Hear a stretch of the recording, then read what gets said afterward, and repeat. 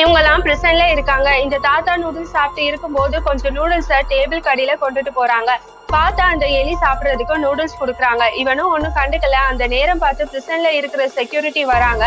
அந்த செக்யூரிட்டி இத பாத்துறக்கூடாதுன்னு அவன் ஸ்பூன ஷூல தேய்ச்சிட்டு இருக்கான். அந்த செக்யூரிட்டி கிட்ட என் ஸ்பூன் அழுக்கா இருக்கு, வேற ஸ்பூன் வேணும்னு வாங்க போறான். பார்த்தா அவன் யாருக்கும் தெரியாம 2 ஸ்பூன் எடுத்துட்டு வந்துடுறான். அப்புறம் அவன் ரூமுக்கு போயிட்டு அவன் எடுத்துட்டு வந்த ஸ்பூனை உடைக்கிறான். அப்புறம் நெயில் கட்டரையும் எப்படியோ உடைச்சு மெக்னீசியம் பவுடர் உருவாக்கி ஃபயரை வர வைக்கிறான். அவன் வச்சிருந்த ஸ்பூனை அந்த ஃபயர் கிட்ட காட்டுறான். அடுத்த நாள் அவன் வார்டன் கிட்ட பேசுற மாதிரி அவன் ரூமுக்கு போறான். அங்க அவன் வச்சிருந்த நெயில் கட்டரை அவனுக்கே தெரியாம எடுத்துறான். எப்படி அவன் ரூம்ல இருந்து எஸ்கேப் ஆகுறதுன்னு யோசிச்சுட்டு இருக்கும் போது அங்க ஒரு காக்ரோச் வென்டிலேஷன் பைப் வழியா அவன் ரூம்குள்ள வருது.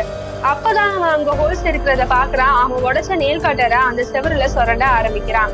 டெய்லி நைட் இப்படி சொரண்டிட்டே இருக்கான். ஆனா அந்த நெயில் கட்டர் சின்னதா இருக்கிறதுனால அவன் ஒர்க் ஸ்லோவா இருக்கு. இதனால அவன் கையும் ரொம்ப வலிக்குது. அதனால அவன் உடைச்சு வச்சிருந்த ஸ்பூனை நெருப்புல காட்டிட்டு அந்த செவரை உடைக்க ஆரம்பிக்கிறான். அந்த நேரம் பார்த்து செக்யூரிட்டி செக் பண்ண வராங்க. எப்படியோ அவன் ஷூட்கேஸ வச்சு அந்த ஹோல்ஸ மறைச்சிட்டு அந்த பெட்ல போய் படுக்கிறான். அவசரத்துல பண்ணதுனால அந்த ஸ்பூனை ஃப்ளோர்ல போட்டுட்டான். ஆனாலும் அந்த செக்யூரிட்டி அதை கண்டுக்கல.